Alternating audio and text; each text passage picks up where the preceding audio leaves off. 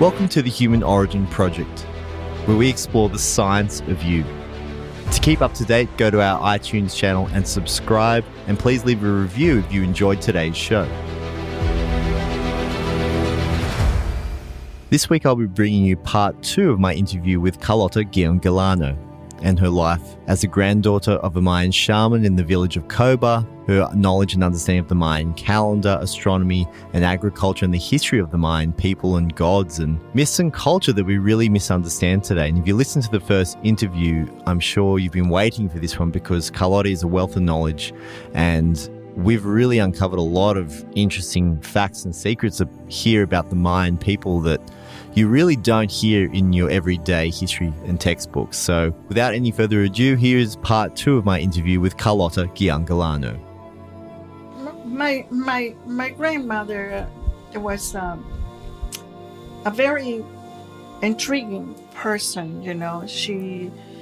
I was a child. I lived with her until I was 10 years old. And the circumstances of time brought me to her, you know, her care. She was in my care. And grandma actually, with me, you know, we went through a lot of experiences. For example, she had the knowledge of how to turn herself into any animal. Okay, she can be a bird, can be a dog, can be a jaguar, can be something, you know, not to harm people, but because she had the knowledge, you know. And I remember all these, but in these days myself, I'm being afraid to apply to that transition, you know, to that, expose myself to that. Maybe because I've been away from that system or that site, you know, to do it again. I raised seven kids, and my experiences that I learned from my grandmother, I apply to help my children also. Not only that, my children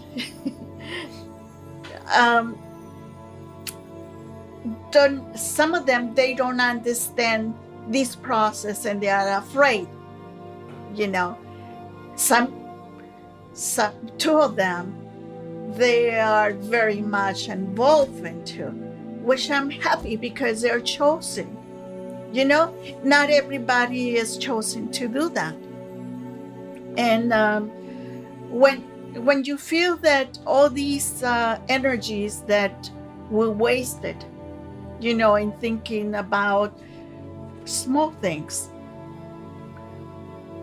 not necessarily I can say that we wasted, because we live in a society that does not allow us to do any more than what we do. Go to work, study, or be a wife, or be a husband, or be this, or, you know, it's amazing how our society have moved completely about the research of who we are and how to apply all this energy that exists for all of us. It's not only for me. You can do it, everybody can do it. But what was very interesting in some of your description about the 5 and 2 is that, and the light you described, is that scientifically we've known now, and these are some of the best physicists in the world, they've described our fundamental being as light. And that's exactly as you describe it, and as your grandmother's story described it. She's describing quantum physics, and that's the essence of and the energy that then flows, and that everything that we participate in the universe. Then if you think about it from energy, and we know now in quantum mechanics that 2 particles will connect across the other side of the universe.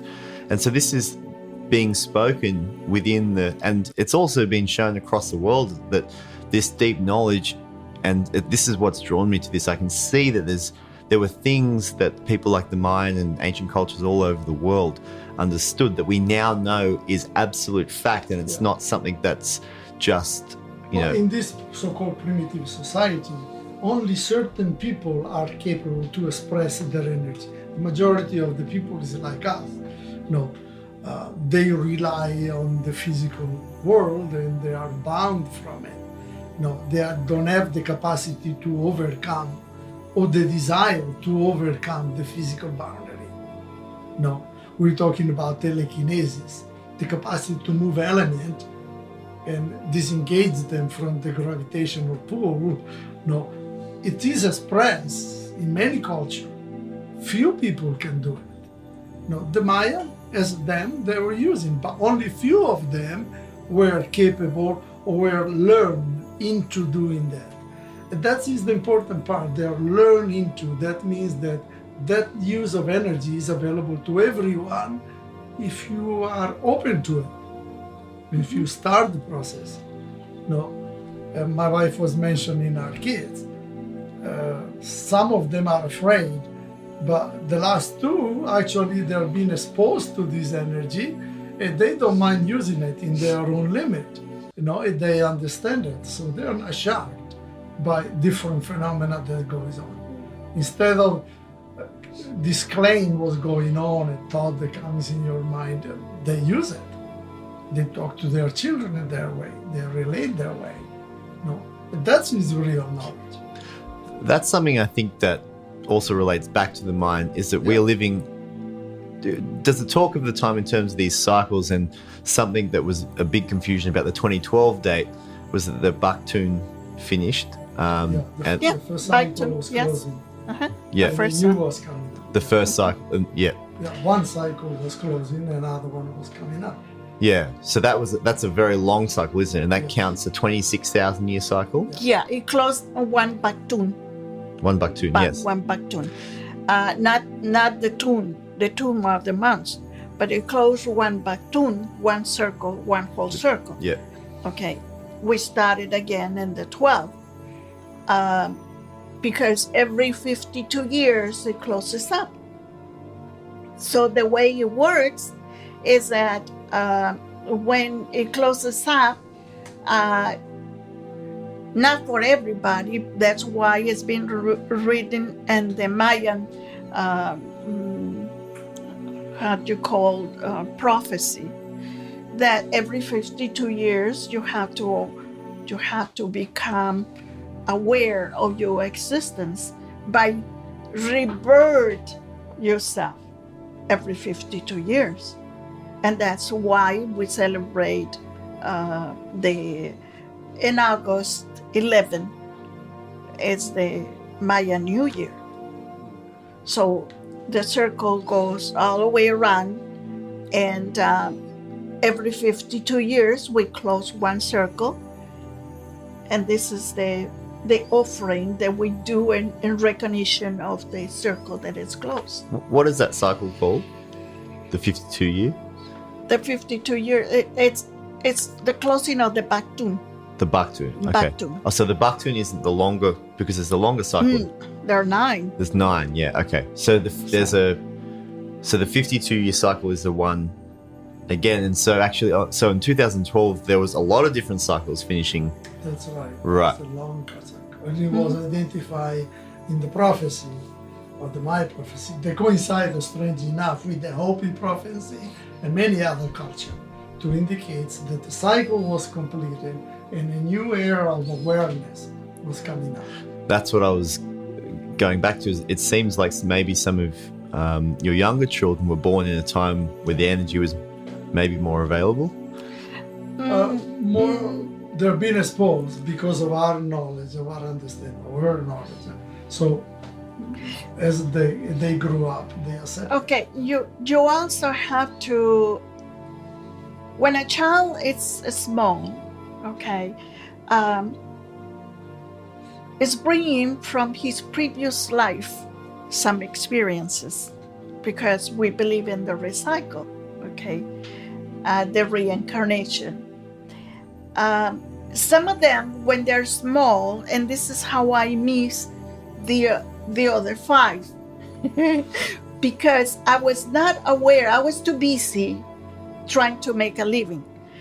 But when the child is born and at a certain age, the child remembers things about his previous life. Okay, this child tells you, oh, I give you an example of one of my kids. Every time I had to wash his hair, oh, he screamed. He was so afraid.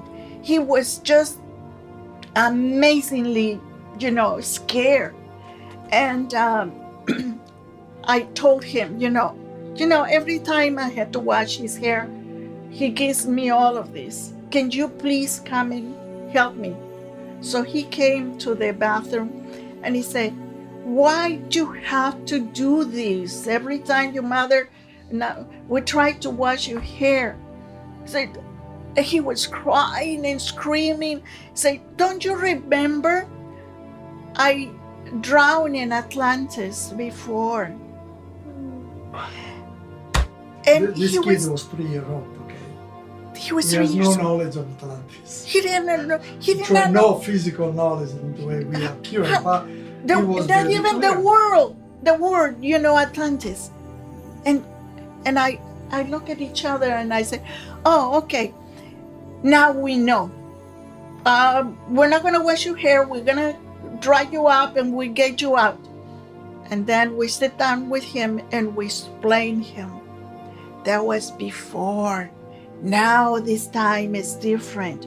Now this time, And he said, really? I said, yes. You're never going to do that again. So remember, you have to put that part back. Don't bring it with you.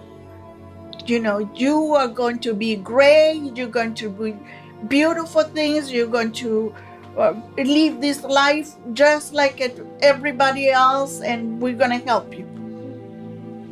And that was it.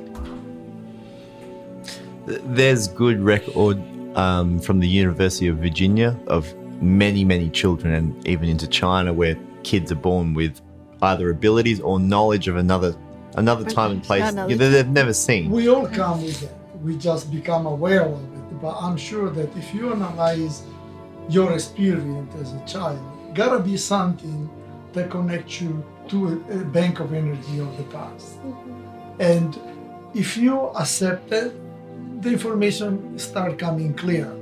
No, if you discard it like everybody do, okay, I remember that. Oh, okay, so what? Nothing particular, no. But if you build on it, slowly the doors start opening and other things comes up and other things come the up. acceptance of what life is about. Yeah. It brings you light inside, and then you can really make a very good expression of what happened before and what is happening now. It's different. It's not the same.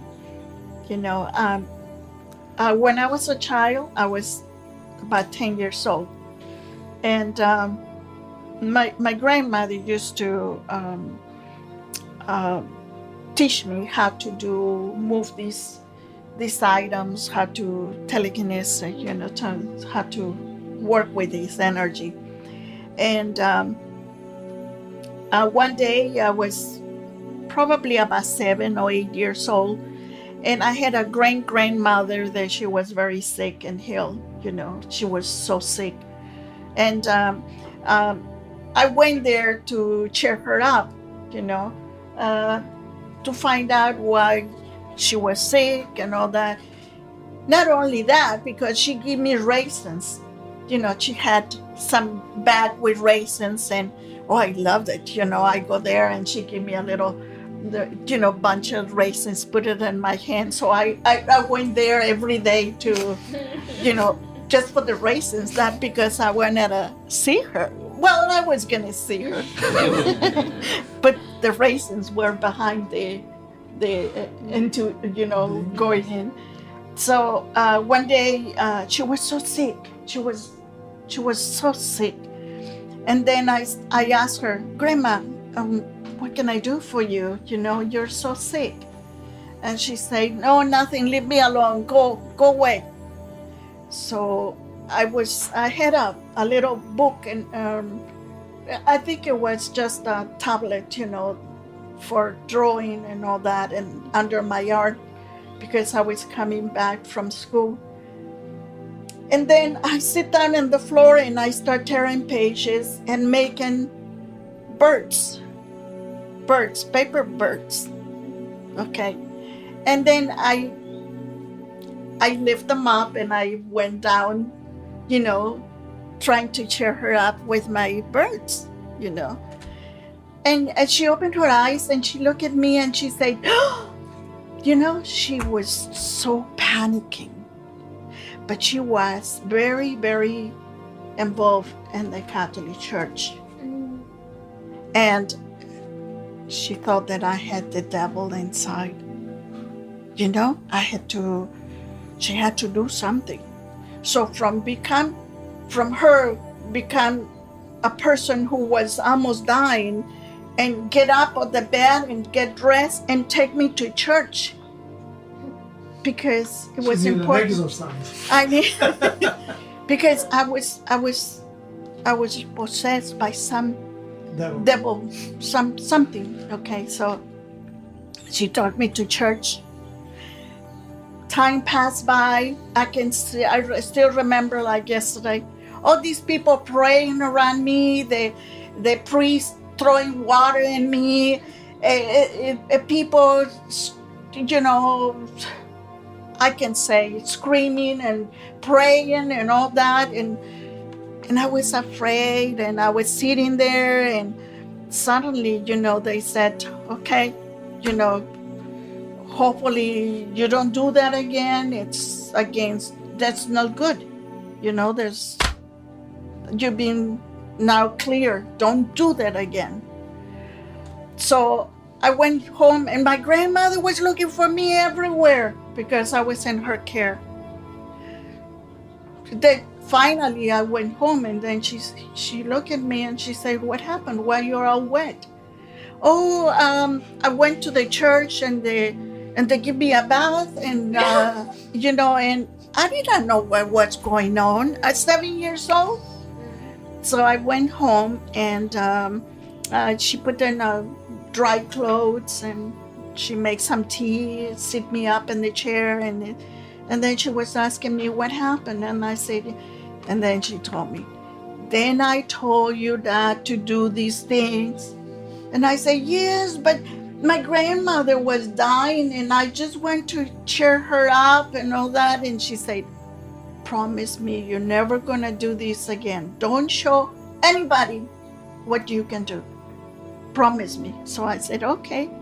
But when I told her, the story of all these people praying and doing this and that, and then she was laughing and laughing,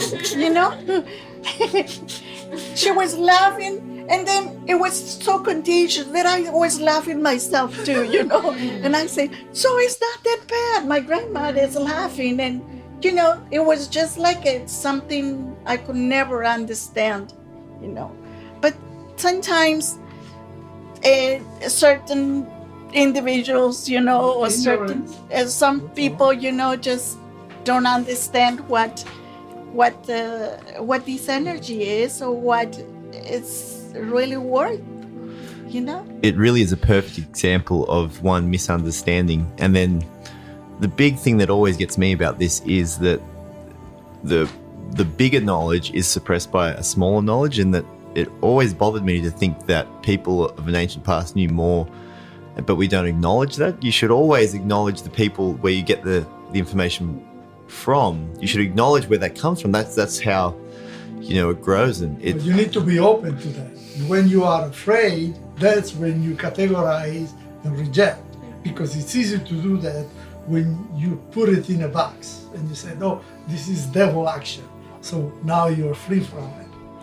Those things are ignorance. When I was also a child, I had a hard time because my grandmother was a healer, and everybody that had problems, they went to see her. And because I was raised by her, lived with her, and all that. I was categorized as the granddaughter of the witch, you know. To certain ways, I've been, somebody cut my back, with a knife. Didn't want me in any Catholic school. And I could not go to the public school because another girl actually attacked me. People were mean and so on because I was a granddaughter of a witch. But, it was, to me, at this day, I don't feel sad or anything. I just feel that I have a gift, And if we all think about our own gifts, some of us, we've been chosen. But the thing is that when you put yourself and you fill up yourself with all this information and you make a bigger evaluation of who you are and who you can become, because it is too much time. We have a lot of time. In trying to understand this, I've talked to people who in modern days have what you would call this connection, and this is all documented by heavily evidence-based literature where they have some kind of gift, like you say, and whether it was taught to them. Some are born with it and they don't know what it is unless you're quite afraid of it. And so today there are people out there that are teaching people how to connect to that, and in a way that is modern, and that they can explain it. You can explain it with quantum physics now. You can explain it with concepts of consciousness and energy work and breathing, yoga. Those things are all mainstream, and we do it in the health profession to make people better, because when their mindset and their body comes in line, everything works. But there are people now that actually do help people to go through those processes, so it might be worthwhile. I'll give you their contacts to talk to them about that, because in a modern context. But anyway, it's something to think about. I didn't choose that. But yeah. We'll have to show us. Yeah, it's not only the Mayans had ability to have these powers or to do these things. You have to realize that there are many villages in the middle of the jungle where there's no hospitals, where there's no doctors, and people survive and they're happy. We have our own secrets. We're not, we don't expose ourselves to anything from the outside. We like to keep it quiet. We like to not interfere with the technology that we live these days. We try to live a normal life. So there's a conception that the Mayan people disappeared or they weren't there, but that's really not true, isn't it? One time I went to a conference, and these archaeologists were talking about, the Mayan people disappeared, the Mayan people, they don't know where they are and all that. And I stand up and I say, please, not all the Mayan people disappeared. I'm Mayan, I'm here. It's absurd to say that. Now, there are some mysteries of how these cities ran before and how these cities run now. For example, in Coba. I was talking to, what's his name? Moses, a cousin, distant cousin. He works in the ruins there. And he actually said that, I was talking to him and I said, hey, what is the biggest thing? Because most of the people speak Mayan, they don't speak Spanish. But he speaks Spanish, and I asked him, because he's a guide in the ruins. And I asked him, Moises, what's your experience? Have you heard anything from there? And he said, well, let me tell you something that I really, been suffering from this experience. And he said that one night after they closed the place, they saw they go around in groups telling people it's closed, when you need to leave, it's closed. I don't know if you ever been So to Coba. I haven't. No, not yet. It's a big, It's a big site, isn't it? big site. Yeah. Most, I think probably a tenth of it is being cleaned up, uncovered. There is a huge pyramid, different sides and so on. What she's talking about is the first group, that there is a small ball court and some other building, and that's where Moises was talking about. They call it the church, because he said that is the opening to the universe, another dimension. to another dimension. Because there's a talk of the ball. That's the symbology of the ball court. Yeah. That's Yes. yeah. No. sorry. The ball court is something that Okay. it was used to settle a dispute between one tribe and another tribe. So whoever actually win, the other team, even the winners, they needed to be destroyed because they didn't want to continue that's why there was the ruling. Okay. But in this one,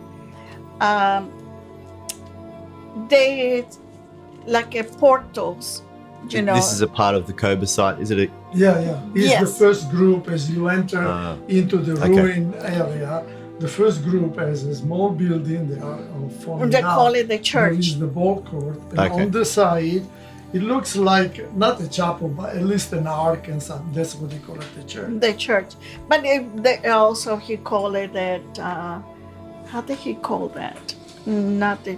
Well, he said the church, and I asked him why, and he said that's because there is an opening there that it connects us to the universe, to somewhere else. Okay, so I said, "Oh, when this happened?" He said, "Well, it was close to the celebration of the New Year, and they were asking people to leave, and he said that there was a big light, with a lot of splendor and all that, and he went to investigate, him and another guy, and he said that when they got there, they thought that people came to light candles because they always, from the tribes inside, they come and light candles or pray there.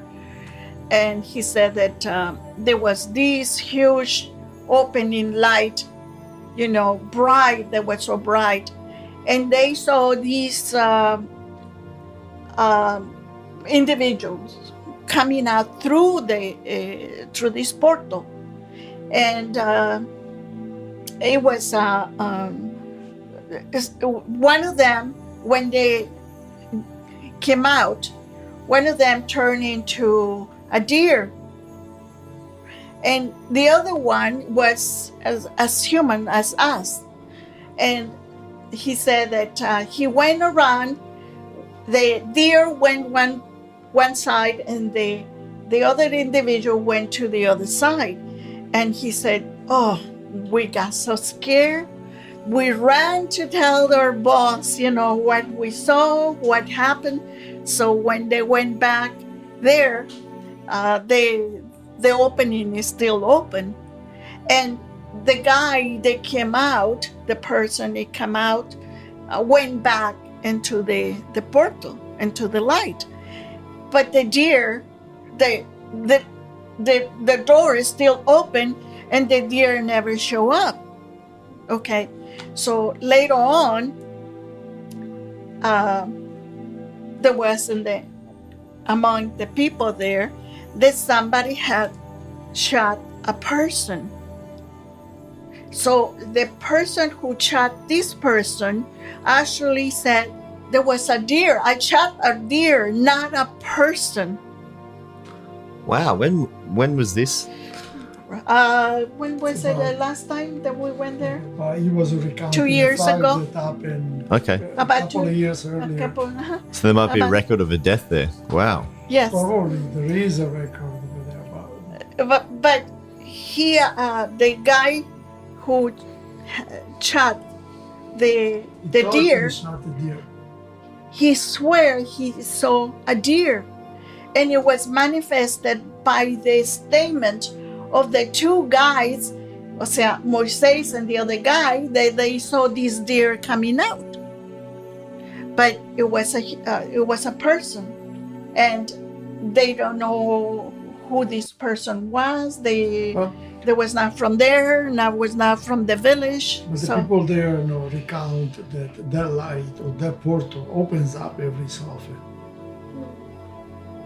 Today we do understand that there are portals that connect, wormholes that connect to other part of the solar system of the universe. But it's interesting to see that they have an example to it. It makes sense. I mean, when you look at the Mayan knowledge, to me, it feels like, and there's this echoes all around the world, is there's always this echo that we were taught something, we were shown something, or there's access to information. And, I'm open to these ideas, and it sounds to me, because there's so much knowledge there, how could you possibly know this? Like, how could the Mayans have such knowledge of, a detailed calendar system? And Somebody had implemented the seed of their knowledge at some point and then got developed. Because that form of calendar you don't find in any other civilization. Everybody has a certain understanding, but the simple observation of the movement of the star does not take you to the creation of such elaborated form of calendar. So somebody had initiated their knowledge and then it got continued, I guess. thank you for listening to today's show. For more information, you can read the full transcript, articles, and discussion on our website, humanoriginproject.com. You can visit us on social media at Human Origin Project on Facebook and The Human Origin Project on Instagram. Follow us on Twitter or join the forum boards and email list to keep up to date with all the new information. And if you enjoyed today's show, please subscribe on iTunes and leave a review, because it helps others to find this information and helps us to bring you the topics you want to discuss and hear about. Until next week, I hope your life is filled with happiness, healthiness, and harmony.